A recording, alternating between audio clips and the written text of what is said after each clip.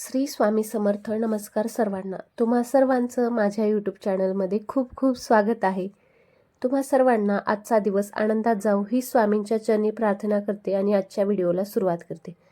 आपण काल गुरुचरित्राचा 18वा अध्याय वाचला होता. तर हा अध्याय का वाचावा, यामागे काय फलप्राप्ती होते, याचे फायदे काय आहेत, हे आपण या व्हिडिओमध्ये जाणून घेणार आहोत. चला तर मग मी आजच्या व्हिडिओला सुरुवात करते.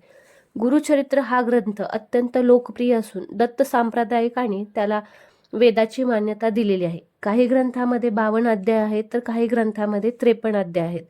दत्तावतार श्री नरसिंह सरस्वती यांच्या प्रेरणेनेच गुरुचरित्र जे आहे ते लिहिले गेले आहे.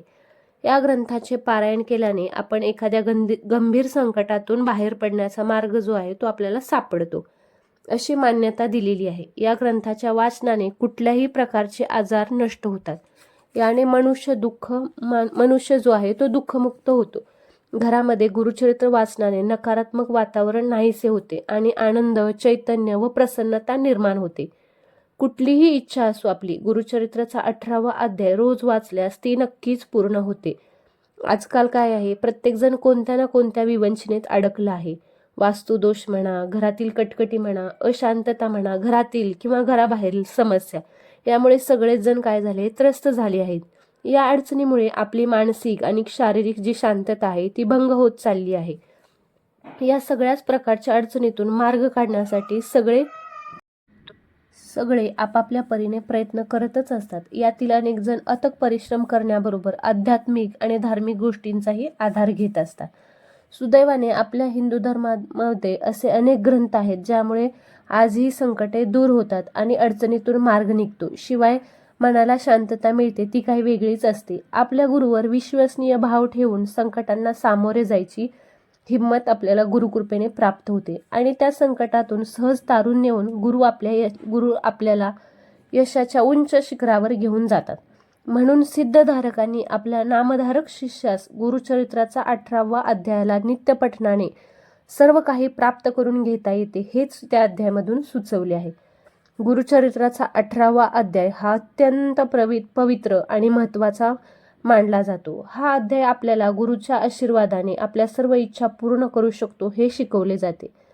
या अध्यायात आपल्याला अनेक कथा सापडतात ज्यात गुरुच्या भक्तांच्या सर्व इच्छा त्यांच्या कृपेने पूर्ण झाल्या आहेत. या अध्यायाच्या नित्य वाचन करावे आणि गुरूंचा आशीर्वाद मिळावा म्हणून प्रार्थना करावी. या अध्यायातील गुरूंच्या चरणी शरण जावे. जेव्हा माणूस गुरुच्या चरणांशी शरण जातो तेव्हा आपल्या सर्व मनोकामना पूर्ण होतात. हा अध्याय गरीब ब्राह्मणाचे दारिद्र्य दूर करणारा अध्याय म्हणून ओळखला जातो. या अध्यायाच्या नित्यपठणामुळे दारिद्र्य नष्ट होऊन संपत्ती, लक्ष्मी प्राप्ती आणि कर्जमुक्ती होते असे म्हटले जाते. व्यापारात वृद्धी आणि आर्थिक परिस्थितीत सुधारणा होण्यास मदत होते. हा अध्याय दरिद्र ब्राह्मणाचे उद्धार या नावाने ओळखला जातो, कारण की या अध्यायामध्ये दरिद्री जो ब्राह्मण आहे त्याचा उद्धार झालेला आहे. त्यामुळे या अध्यायाला दरिद्र ब्राह्मणाचे उद्धार या नावाने ओळखला जातो. याच श्री नरसिंह सरस्वतींना एका दरिद्री ब्राह्मणाचे दारिद्र्य कसे दूर केले याचे वर्णन या अध्यायामध्ये केलेले आहे.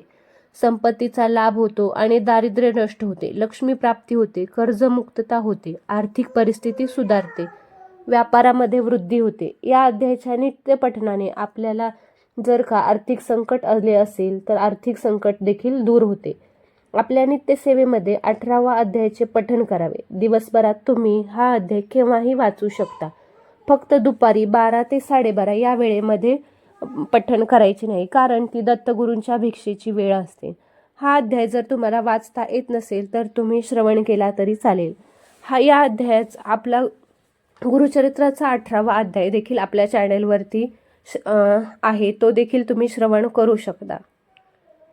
18वा अध्यायाचे फायदे तुम्हाला समजलेच असतील, त्यामुळे तुम्ही तुमच्या नित्यसेवेमध्ये हा गुरुचरित्राचा 18वा अध्याय रोज पठण करायला सुरुवात करा आणि मग बघा काही तुमच्या आयुष्यामध्ये बदल घडून येतात.